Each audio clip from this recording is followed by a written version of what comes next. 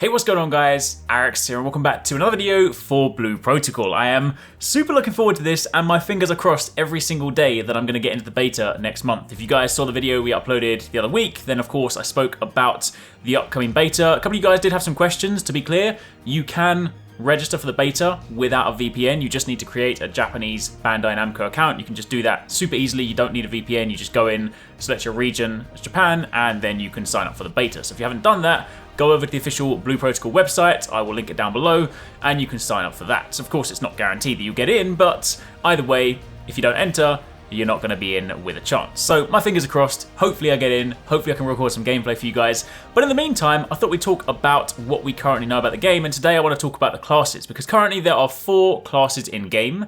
There's the Twin Striker, the Aegis Fighter, the Blast Archer, and the Spellcaster. And there's a few things that we obviously know thanks to, existing information, thanks to developer blogs, thanks to the fact that there has of course been an alpha. So in kind of preparation for the beta, I want to start talking about different topics so you can start, getting an understanding as to what this game has to offer. So let's start by talking about these classes. Now, obviously, do understand I haven't had a chance to play yet, so I don't have exact gameplay for this stuff, so some of it you're just gonna have to deal with screenshots. Where I can, I'll of course splice in some gameplay, but largely speaking it's the information here that you want to know about. So let's start off with the Twin Striker. The Twin Striker is a melee DPS class equipped with 2 powerful axes. It's a class which deals constant damage and has skills which keep him alive as long as he deals damage. So having this kind of double axe wielding madman is kind of awesome. I don't know whether that later on allows you to wield twin blades, but at the moment all the gameplay I've seen is double axes. But honestly, it's kind of cool. You're so used to seeing dual blade users, it's actually quite cool to see dual axes.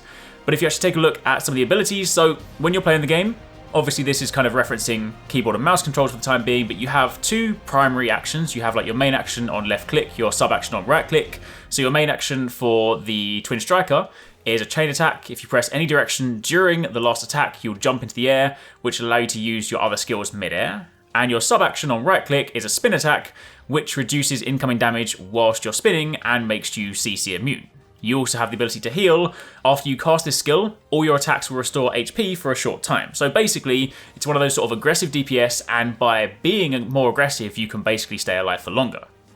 Now, talking about some of the skills that we know about so far, you have Life Drain, which is a chargeable attack which deals damage according to the charged amount and heals you for a certain percentage of the damage done. Really, really cool. You have Full Impact, which is a leap attack, which can then be used mid-air and increases aggro. So of course, if you pair that with your primary attack that allows you to launch up, you can then go from that into a Full Impact. You have Brutal Blow, which increases skill damage and applies an aggro buff on you. So, you are a DPS, but you've basically got a lot of things to kind of draw attention to you, which is actually going to be pretty useful because, while inherently in these kind of games, DPS tend to prefer not to have the aggro, given that you heal based on doing damage, you can basically kind of keep things attacking you. So that's actually going to make a pretty interesting flow. You also have Axe Tornado, which also makes you CC immune and increases the damage of the entire party. And you have Vortex Impact, which is an AoE damage skill. So that's of course what we know right now. Again, there may well be more of these things, but for the time being, this is of course the information we currently have on the database. Moving on from there, we're then going to talk about the second class, the Aegis Fighter, and this is the class that I am 100% going to play as. This is my jam, right? I mean, I just like Sword and Shields. I like Sword and Shield in Monster Hunter, I like Sword and Shields in RPGs, MMOs, anything like that. And I think it's also partly because I'm a huge Zelda fan and Link has a sword and shield. Either way, whatever it is, sword and shield is badass, alright? And the Aegis Fighter is a melee class equipped with a sword and a powerful shield. It's an offensive class with defensive skills, mostly focused on survival. The class has a special gauge called Endurance, and Endurance is necessary to block incoming damage, and it regenerates if you don't block. If the Endurance reaches 0, the shield will actually break, and you won't be able to block for a few seconds. So this is obviously definitely more so your tank class. It is of course about being able to be on the front line, firm those attacks, and seeing it in motion. Whew, in the trailer there's some really, really cool, some spicy shots of this class. Now for this one, of course, your main action, your left click, is a chain attack. The 4th attack deals additional damage and applies a damage reduction debuff on the enemy. Meanwhile, your sub action, your right click, is your shielding skill, allowing you to block incoming damage until endurance hits 0. You can of course activate counter mode by clicking left click while holding up the shield. And this of course we've seen in the gameplay clips where he does sort of a little sort of counter from some of the attacks, which is really cool. I mean, I know I've said this in the past, parrying, countering, it's not my strong suit, but I'm going to work it out, all right? That's pretty cool. Of course, you're going to want to sort of, manage your defense. You're not going to be blocking everything because you don't want your shield to break, but that is pretty cool. You also have a heal skill as well, so that's one of the kind of cool things to note in Blue Protocol. You know, you don't necessarily have the conventional like tank DPS healer roles because everyone's kind of got an ability to keep themselves alive. Everyone's kind of got those moves, so you can sort of play more so how you want to instead of having to fall into those particular roles. Your heal ability is an AoE burst heal, which heals you and your party members. As for your moves, you have Shield Bash, which charges a few steps in a direction and stuns all enemies in front of you. This looks incredibly cool. You have Fortress, which is an AoE attack which deals decent damage and increases aggro. Again, that's you know, a natural one for you because being a tank character, you kind of want to draw that aggro. You have Blowbeat, which creates a wind blade flying towards the enemies and increases aggro, and this skill can be recasted once more within a few seconds. So that's a kind of good way just to kind of grab a few enemies or, you know, pull the aggro towards you, that sort of thing. You have Shield Guard, which reduces incoming damage for you and your party members. Blocking doesn't consume endurance, and successful blocks will reduce the cooldown of your other skills. So that is this is for sure something you're going to want to try and sort of, you know, keep up as much as possible. And you then have Judgment Shield, which sends out a shockwave in front of you and deals huge damage, knocks down normal monsters, increases aggro, and resets endurance. So this is this is like full-on anime, like shield hero level stuff. So yeah, that's cool. After that, you then have the Blast Archer, which of course is a ranger. It's your long-range DPS / support class, equipped with a bow. This class is agile and deals increased damage on enemy weak spots. Your main action for this one, on your left click, is your chain attack, which can be casted while moving. The last attack shoots multiple arrows. Meanwhile, your sub-action shoots a powerful arrow, think of it like Dragon Piercer. If you press any direction key during the last attack, you will then dodge towards the input direction. So you can obviously use this and kind of, you know, do some big damage and get out at the same time. Your heal ability is an AoE heal which can be charged, and the charging increases the skill duration. Moving on from there, you then have your moves. You have Charge Arrow. This shoots a chargeable arrow which deals damage according to the charged amount. This skill will deal increased damage if you hit a weak spot. Really cool. You have Lethal Shower, which shoots multiple poison arrows. You have Stampede Arrow, which is a chargeable arrow rain skill, and charging it increases the arrow rain duration, so you can use this to rain down on a big group of enemies. You have Slalom Shot, which reduces the charging time and aggro of your skills.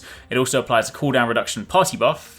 And you then have Mortal Gravity, which places a black hole on the ground, which pulls enemies towards the center and deals damage. So of course, if you pair this with your arrow rain, group everything into that black hole and then rain down arrows, you're looking to do some pretty meaty damage. Then finally, you have the Spellcaster. This, of course, is your ranged mage class, equipped with a staff. This class can manipulate the elements on the battlefield and has a gauge called mana, which is required to cast some spells. Mana doesn't recover over time and does need to be charged up using certain skills. Your main action, left click, again is your chain attack, which restores mana.